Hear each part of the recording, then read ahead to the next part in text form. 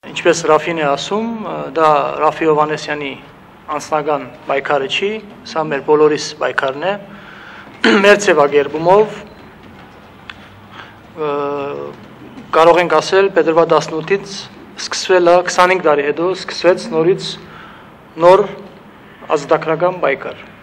Ազատագրական պայքար բարին բուն իմաստով, այս անգամ ոչ թե Արցախը միավորելու գաղափարով, այլ այս անգամ հայկական պետություն ստեղծելու գաղափարով։